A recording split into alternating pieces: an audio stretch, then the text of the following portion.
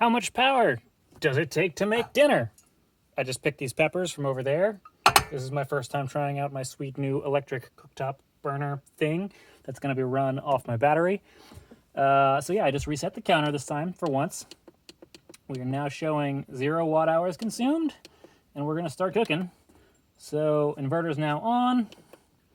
We'll show wattage. It's drawing a little bit already, and it's not even on yet. So we're just going to crank it. I don't know how long this will take, and this battery could only run this thing for like half an hour tops. So hopefully we can make dinner in time. Also, this is my sweet homemade box thing that both secures the battery and creates a portable cooking situation. And I know I'm not in frame for this, so I'll do my best here. This is going to take a bit. But we already are getting some heat venting in there, because we are, so as far as how much power, we're pulling 1,285 watts of power out of the battery just to heat this cast iron Cuisinart Cooktop thingamajig, which is a lot, and it means I won't be able to like recharge the car ever. Oh, it's okay, Leo. But if I can make dinner with this and then I can recharge it later over the next day or whatever, then this lets me pull power out of the car to do that. If this really works well, I might upgrade my method for charging the battery off the car, which is currently, like, these aren't actually doing anything. One is a little solar panel doing nothing because the sun's down, and the other one actually connects to the car, but is the car is off. But they make a cool thing that can replace this that lets you tap straight into the 12-volt battery, which happens to be directly under here.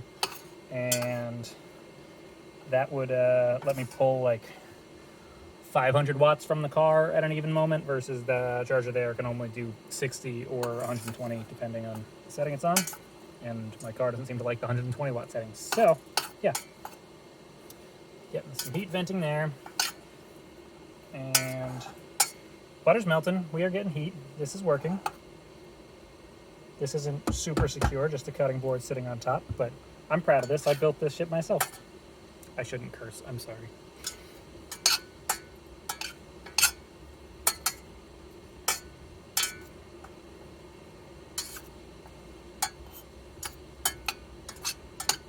So anyway, what I'm really doing here is testing. I have a dream of an electric RV, probably a Tesla-powered one, maybe a Cybertruck with some sort of camper thing in the back. But really I'd like it to be like a van or something beyond that. That just seems to be the first one that will actually be available. Ooh, we're getting some sizzling now. Real quick, still pulling 1,200 watts. We have used 55 watt hours already. So that's 5% of the battery already gone. This is down to 78, as you can see. And back to watts. I'm going to have this on a low setting. I don't really know what it uses to determine. It must just cycle off at some point once it's reached a certain heat. Anyway, yeah, I'm interested in making a electric RV, because they don't exist. And I see a lot of synergies that will make them go amazingly, as far as being able to have a bunch of solar on the roof and run the air conditioning and all electric appliances and cooking and all that jazz, and push the car. Not that your solar is going to really win that fight, but you can probably cover all of the cooking and AC and stuff to a degree with a big enough array. And if you're not moving all that much, wow, this is really going fast. I'm going to turn it down a bit and maybe it'll cycle off. This thing has a 1 to 10 setting, but it's, wow, this is already reporting over temp. And okay, it just cut the thing, and I think that's this not pulling it. Yes, so the way I see it, if you have an electric RV, if you go camp somewhere for a while, you can leave with more energy than you arrived with and still have cooked and kept cool and everything during that time, and still like get some excess energy to toss in your car. How are we doing? 75%. Only pulling 17 watts right now. This is great, because so what's interesting with this, I guess this will be a fun efficiency thing. I guess it only has one real heating setting, but it's a cast iron plate, and so it just heats that and then cycles off. and it's going to keep cooking because cast iron retains heat really well. Check that out. So far, so good.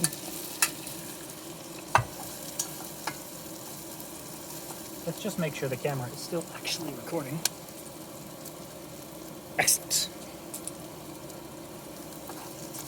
I'm not sure I want to cook these up all that much because I'm going to make a more pasta meal thing that they'll get mixed into. So we just want them lightly cooked. So yeah, this is How Much Power is apparently a cooking show, a coffee show, power show, camping show, RV show, all the shows in one, starting with my Volt, which is the test platform for the future RV. I'm really proud of this box. That is a really low quality box that I'm not actually that proud of.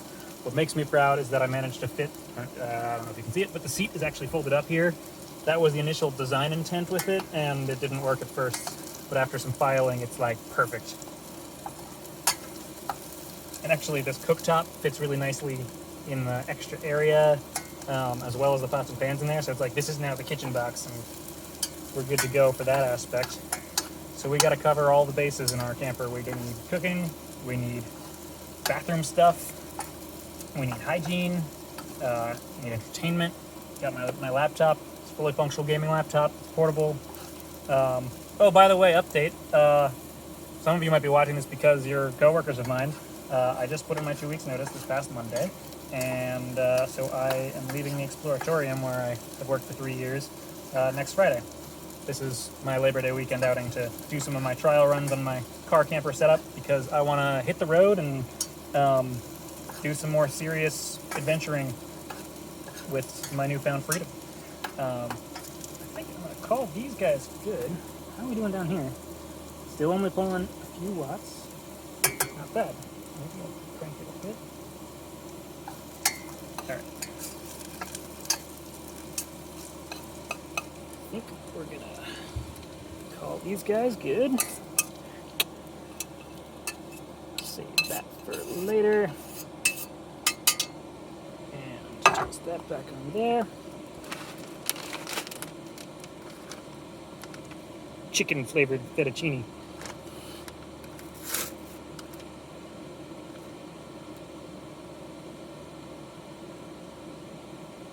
Supposed to boil the water first.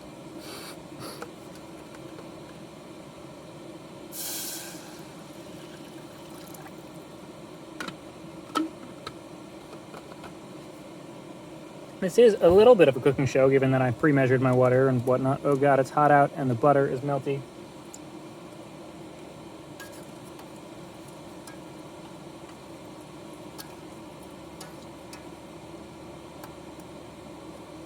Might need to crank the heat now because it's going to cool down without that. So yeah, I'm intrigued by the efficiency aspect of the cooktop cycling its heat and then still, just using the off heat for a while. I kind of do that in my car as well. Today was a hot day. My car was reading like 110 degrees while I was driving, which is crazy. So I like to run like the AC and then turn it off and then run the fan for a while so it's blowing air across the cold compressor. We are cranking, right? Cool. And so I have the dream too. I may have mentioned this at some point in the past if you watch my videos. Currently this is just a tiny 28 watt foldable solar panel sitting on my roof that I just laid out that barely gets any power. And it's kind of damaged anyway. I want to mount as much solar as I can on the roof of the car, which might mean maybe I'm open to suggestions or comments actually on that. I've thought about flexible panels. I've thought about putting a roof rack on the car and mounting like a serious structural panel thing to it. I have my 100-watt panel I could use for that already, but it's an interesting challenge to try to maximize how much solar you can fit in a space when you're buying prefabricated solar panels and not like being a manufacturer. And the number one thing I found, which I've mentioned a few times over, is that you really need a manufacturer to do it well. If you do it my way, you end up having to buffer things with a battery, and you have a huge amount of efficiency loss, and you got to do the work of doing the discharging of this battery to charge the car battery and cycle things around in that manner. And then, yeah, I'm going to have efficiency losses from my shitty aerodynamics when I strap some things to the roof. So, yeah, if a manufacturer does it, like a car manufacturer, they can integrate it flush with the roof of the car, avoid as much extra weight as possible, and not have a buffer battery. They can wire it straight in and have it just put that excess energy in all the time instead of store it for a while and then this thing gets full, and unless I go dump it into the car, it doesn't really get used. So this might be one of my longer, more boring videos because I'm boiling water, but that's the whole thing, is how much power does it take to cook a meal, to boil water, to do all of the things. So far I've cooked up some peppers, and we're down to 69% battery. Still, when the thing's on, pulling 1200 watts and then some. And for watt hours, we've now used 139 watt hours. And just to reiterate, as I've mentioned a few times before, one of my main goals with this channel is to help people understand power. I think that owning an EV takes a huge step towards really understanding that, and a lot of EV owners really learn about their electricity use. But specifically, I want people to understand the difference between power and energy. So, to reiterate what I'm talking about here, power is the amount of power it takes to run this thing in any given moment. Currently, it's taking 24 watts to run it, which is not much, but I need to crank the heat. And so now power is taking 1300 watts to run it. Energy is when you account for time. So when you look at if you were to consume that much for an hour straight, then it would be, instead of 1300 watts, it would be 1300 watt hours if you use that much power for one full entire hour. The reality of how many watt hours this is going to use is going to be less than that, because it's not going to be run for a whole hour, and it's not going to be run at the full power for the whole hour because it cycles off as needed. We are getting some steam here. I might be approaching boiling, which might mean the video is only 7 minutes from over, because that's how long the cooking is supposed to take. Let's just throw it in and wing it.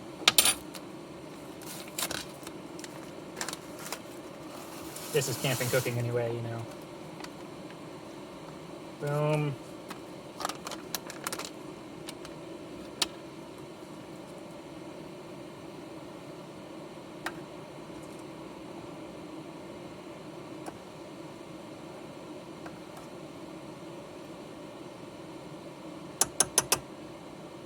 This setup is a little on the, ghetto side. Wow, I'm getting some heat out of the battery now. I have a dream of putting sliders for the cooking surface that I'm using, to allow it to slide out the back of the vehicle and make it more accessible to me. Good, we're boiling. That was good timing there. But it could also slide deeper into the vehicle. So you can't see this right now, but if you've seen my other videos, you may know I have a bed hanging out right here.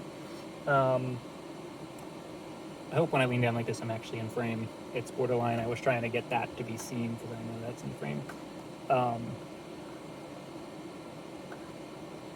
But yeah, I was interested in having this potentially slide towards the camera to be like over where my legs are, or slide up, or a bit of both, or maybe have the thing actually be the full width, or maybe have the thing be a solar panel that is the full width, and it could slide out the back and the sun could hit it, or it could slide deeper in and be a table for me while I'm in there. This might be a bit dangerous with serious boiling. Let's turn her down a bit. We're looking on track, though, to actually cook this whole meal without totally killing the battery, although the inverter might have trouble running at the lower state of charge as it gets lower, but we're still at 62%. And it's cycled off again. I turned it down a little bit. We're still boiling, though, because the cast iron is retaining a bunch of heat. This thing was a good purchase to enable me to cook out of my car and avoid burning camp stove fuel, at least. I can use the car's engine to generate electricity and store it in the battery and use that to cook. So yeah, I can always use gasoline to cook now, even though I can also plug into the wall and just recharge things directly, or wait for the sun to refill it. Of course, where I'm at right now is actually an off-grid location that has solar and batteries in very large quantities, about 5 times as many batteries as my car has. So I could also recharge from there if I had brought my car's charger, but I didn't. Although I think I could probably charge this if I brought... Nope, I didn't bring the wall charger for this either. So this can only be charged off the car or off solar panels. But I do want another solar panel here on top of the barn. That would work. Hopefully my babbling is entertaining. Hopefully me cooking is moderately entertaining to see the power consumption as we go. One day I'll edit this kind of thing down and just kind of show the numbers at the end, but I can put them in the description so you don't have to watch all of this.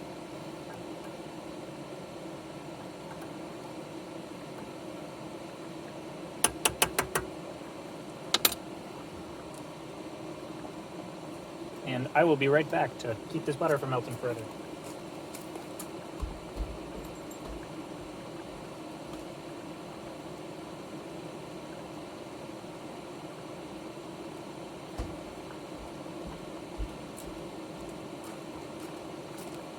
And on the topic of keeping the butter from melting further, I just put it in a fridge that's running off the house's off-grid system. I do have a little thermoelectric cooler up front that can be run off this, and that's actually what this plug is for, going into the 12-volt system here. This thing is actually... let's talk about that while we cook. This thing is a kind of weird plug that goes to this adapter that is hopefully in frame. Yeah, that should work. That is like a 12-volt step-up thing. Because this is a lithium battery, it's not like a true 12-volt battery, and so 12-volt appliances really don't like it because it's low voltage for what they're used to.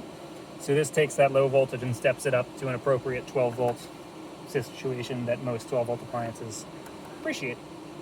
So that lets my thermoelectric cooler run. It'll also let my future Dometic cooler run when I get that, which will be far more efficient because the thermoelectric one just runs forever when it's on, and a Dometic fridge, similar to this, would like cycle on and off and not use its compressor all the time, and they're really efficient at like getting things cool, keeping them cool, and not running all the time. The point being, once I got that operational, I'll be able to throw the butter back into that, and I'll have a few things stored in there. Of course, one day it'll all be actually running off the battery all at the same time, and I won't be relying on other things. But this is experimental testing time. This is coming together nicely. We might add the peppers into it soon. Still gotta boil away some more water. Let's do a watt hour check. 199 watt hours, 200 watt hours. So that's 20% of the battery, down to 61%. I think we started at 81%, so that is about spot on. And it ticks up quickly. And just to, again, talk about what that really means, each time that goes up by 1 watt hour, that's saying each time that goes up by 1 means that I could provide anything with 1 watt of power for an hour. It's taking that amount of power that would take for 1 watt. And so, like, to also give some more reference points, your typical USB power is 5 watts. The high-end one goes to 10 watts. So every time this counts up 10, that's like the equivalent of charging your cell phone for an hour. And it's counting up, every few seconds, not every hour. And I think the main purpose behind what I'm getting at is I want people to understand the scale of their power consumption and understand what is using more and what is using less and how they can be more conservative. And like driving is a massive consumer. Electric vehicles consume so much power. But it's not just electric vehicles, it's vehicles consume so much power. Electric vehicles actually consume less power than most combustion vehicles. How do you like my cooking monologue? Like this if you're having a good time. Subscribe, that'd be cool. There's a dog just laying there. He's hanging out. I think it's time to add the peppers. I probably could have just all done this at once, but this seemed like the way to go.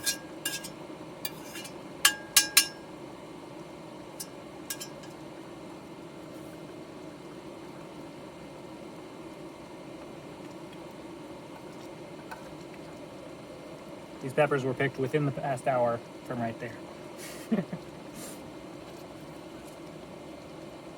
And I don't know what kind of peppers they are. I think one's a chili, the other one...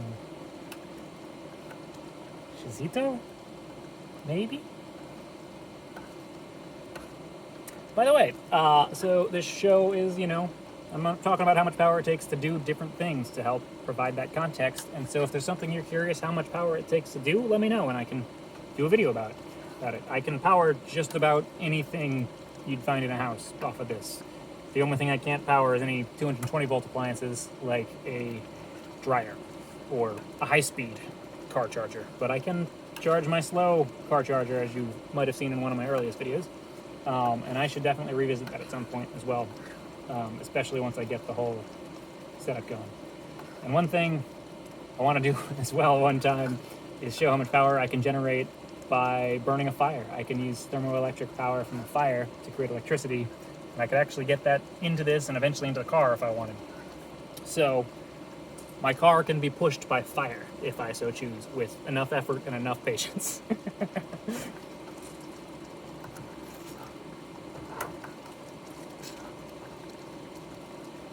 And so with the way that this works with the retaining of heat, I could actually kind of shut it off before I'm ready.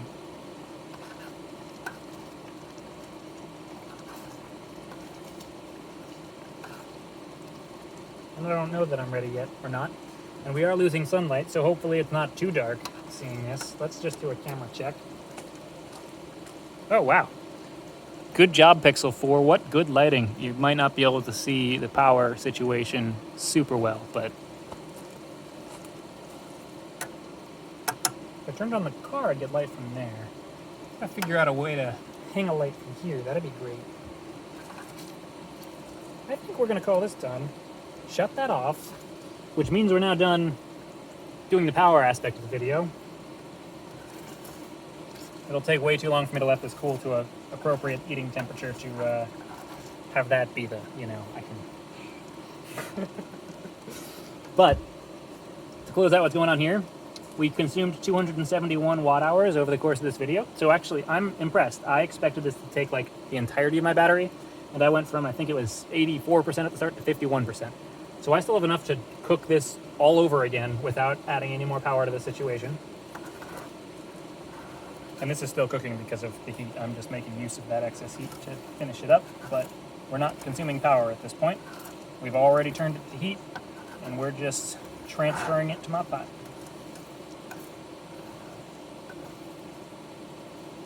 Let me show you all what I've cooked. Is that on the camera? Yeah. Delicious stuff. Pasta fettuccine with peppers and chicken flavor. And so, as I said, this actually is still consuming a little bit of power, even though it's not like on, because it's running a fan since that was just in the on position. I'm going to turn this on to tell this device that I want it to keep working on cooling itself because it's worried about its temperature. But we are done making use of the power from this to run this. I can unplug. The cooktop is not plugged in anymore.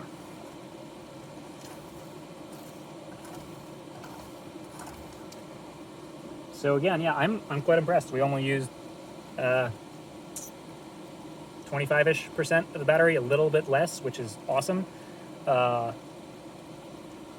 And well, actually, that would equate to 27% technically. So yeah, I'll have to refill that over the course of the day tomorrow using what solar I can and the car's power if I have to, and then I can cook again tomorrow night. Although I'm not going to make you sit through that again. We will move on to other things. One of my earlier videos, I showed how I make my homemade coffee, which is a huge plus, nice step up. I'm going to make that with this sometime to demonstrate how much power my morning cup of coffee takes. Should be a whole lot less. All it takes is a little bit of water boiling, which I can do with a fast water boiler I got over there. And a little bit of milk heating, and that's it. Cool. Thank you for watching. If you enjoyed this, let me know, and let me know what you'd like to see in the future.